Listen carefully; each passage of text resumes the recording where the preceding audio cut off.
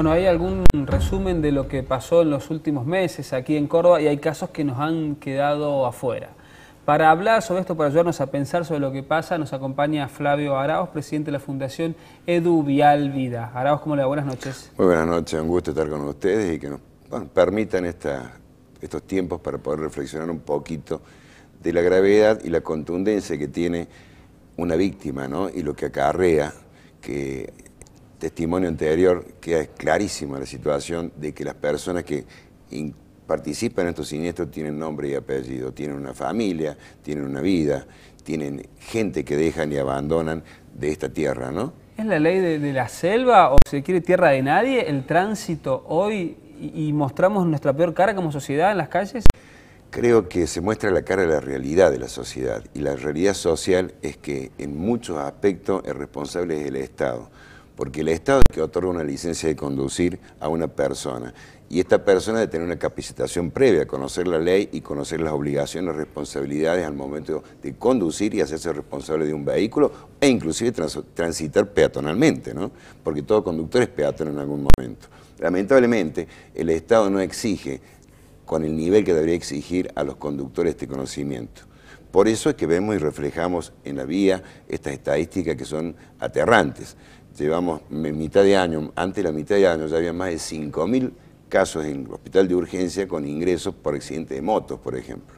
Y el que va al de urgencia no va por un rasponcito.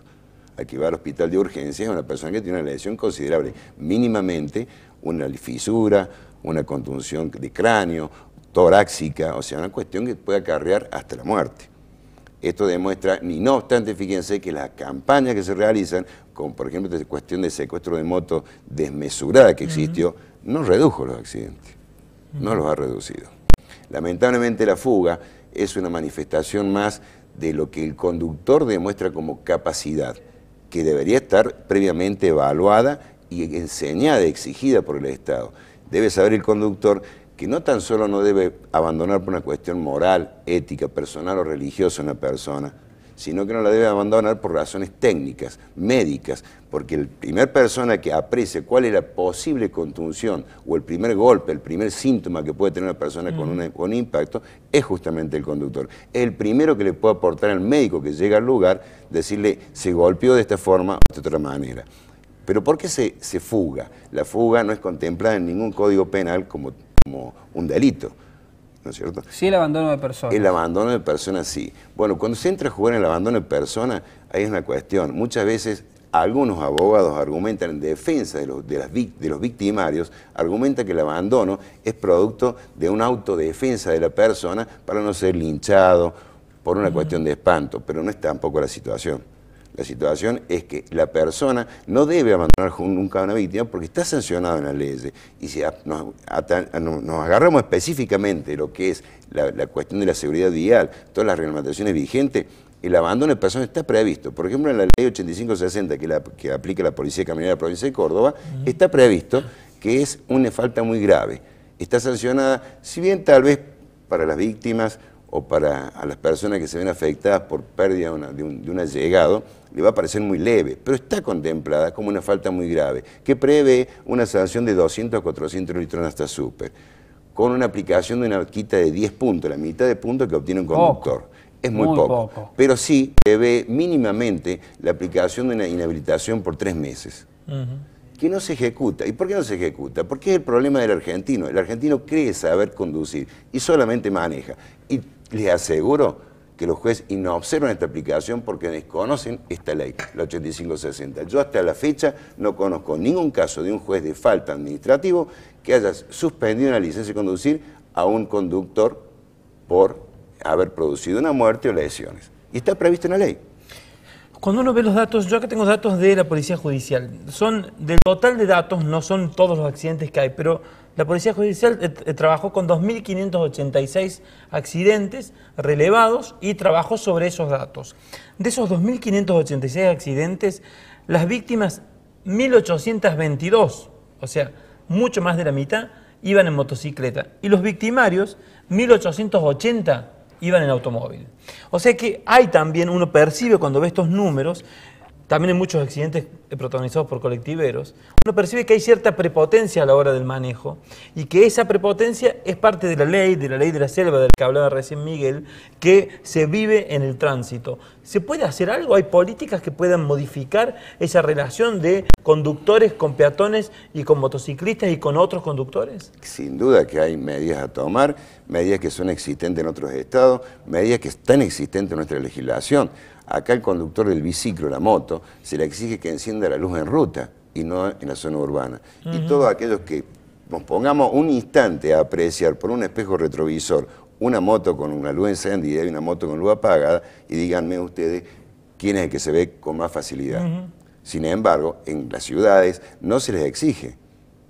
Bien. Entonces, este vehículo que es de dimensiones reducidas, que se pierde fácilmente entre los conos de oscuridad de los espejos, sin duda. Y además, hay una cuestión natural. Siempre el que conduce un vehículo menor se trata de proteger el de mayor dimensiones. El auto del camión, el auto del colectivo, el colectivo del camión. Entonces, el motociclista del auto, pero el auto no aprecia. Por eso también hay tantos accidentes de motos con peatones. ¿Por qué? Porque el peatón tiene más temor, más miedo y más cuidado con los vehículos de transporte. Pero no se hacen medidas. Estuve en una etapa en la gestión, en la función de la municipalidad. Yo restringí y apliqué una ordenanza que data de la etapa del padre del actual intendente, de 1986. La restricción total de la circulación de vehículos de gran porte dentro del casco chico de la ciudad de Córdoba. Micro, macro, centro, hasta el radio de la circunvalación, para que se hagan una idea. Bueno, se aplicó, y ¿qué exigí? Que no circulen más vehículos con acoplado, camiones con acoplado, ni semi.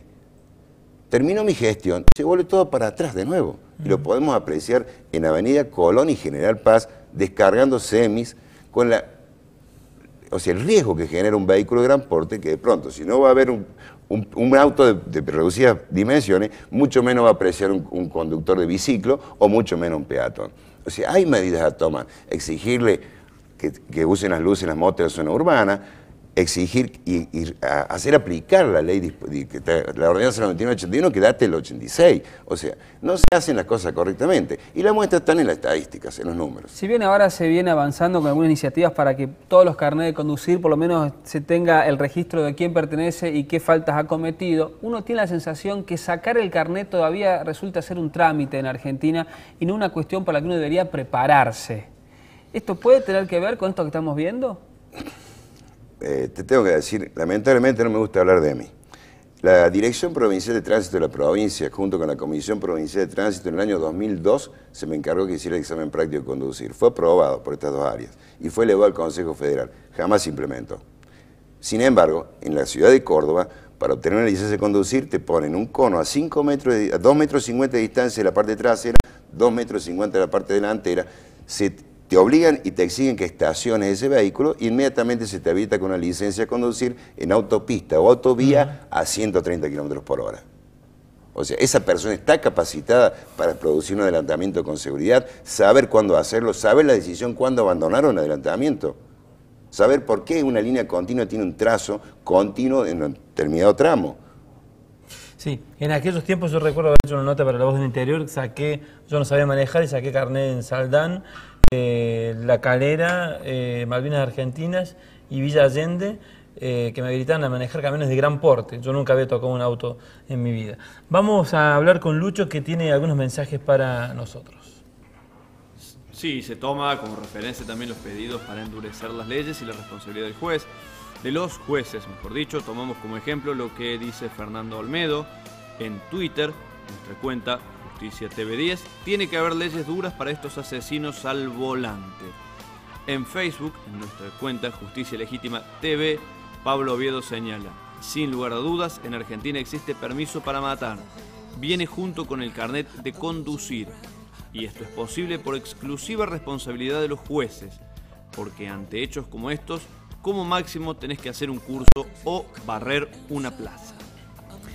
Muchas gracias, Lucho. Bueno, si tuviéramos que pensar en estos casos que estamos viendo nosotros hoy en este programa, ¿Las personas no toman conciencia de que el auto es un arma? Como muchas veces se dice, ¿es un arma realmente el vehículo? Sin duda que es un arma y se ha convertido en un arma poderosa. ¿Desde cuándo? De hace una década y media atrás, donde un vehículo tiene una capacidad de aceleración de 0 a 100 kilómetros por hora en pocos segundos, en menos de 10.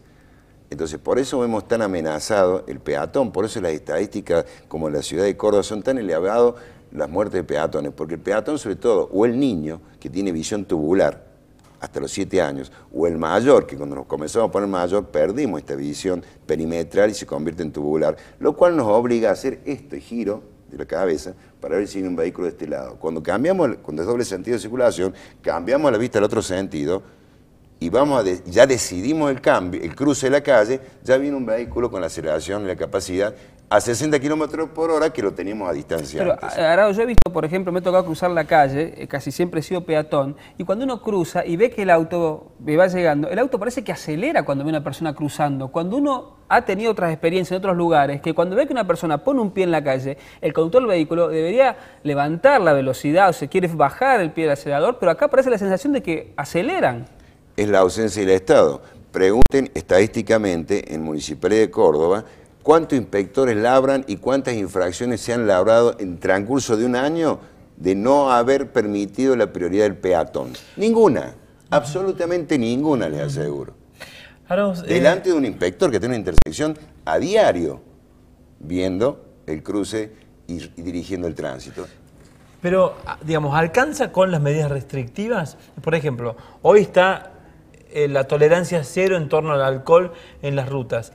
Esas medidas de tolerancia cero, de restricción concreta, ¿son suficientes o hace falta políticas educativas que apunten a otro tipo de cosas? Sin duda que lo demuestran los números. La alcoholemia cero fue una de las pocas personas que se opuso, porque hay cuestiones. El cero en la mayoría de los estados no es cero. La alcoholemia cero de otros estados, cuando hablan de cero, es 0,2. Porque una persona que ha tomado alcohol un día antes puede tener una resaca al día siguiente para transcurrir a 24 horas que no le va a dar el cero absoluto. Hay medicamentos, hay patologías, hay cuestiones clínicas que pueden dar un positivo sin el consumo de alcohol. Y está demostrado que esta medida es absurda. No se han reducido los accidentes. Es más, ya si entramos en la profundidad de la cuestión estadística, vamos a observar que los que intervienen en el accidente muchas veces no tienen alcohol. Sí, sí. Estas estadísticas de la Policía Judicial muestran eso, son muy bajos los índices de alcohol. Le agradecemos muchísimo que haya venido al programa, seguramente volveremos a hablar del tema y lo invitaremos nuevamente. Cuando guste, muchas gracias. Simplemente para cerrar, hay que advertirle al conductor que el abandono de personas es una falta muy grave, que lamentablemente el abandono cuando generamos un accidente con daños materiales también es una falta muy leve, muy pequeñamente sancionada en la ley 8560. Establece de 20 a 100 litros de nafta, es decir, 280 pesos cuando le rompemos el coche a alguien y nos vamos y nos fugamos. La ley obliga a dejar, si por ejemplo tenemos un estacionamiento, le tocamos, le rompemos un faro, dejar los datos en el parabrisas e irse, porque sin duda uno tiene que continuar, no va a estar horas a lo mejor esperando el titular de eso. Y también una sanción es una falta, no identificarse.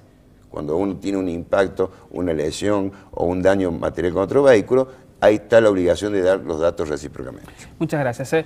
Nos vamos a la pausa. A la vuelta hablamos con las víctimas de accidentes de tránsito y lo que están solicitando en este cambio de posiciones con respecto a lo que es la figura de la probation.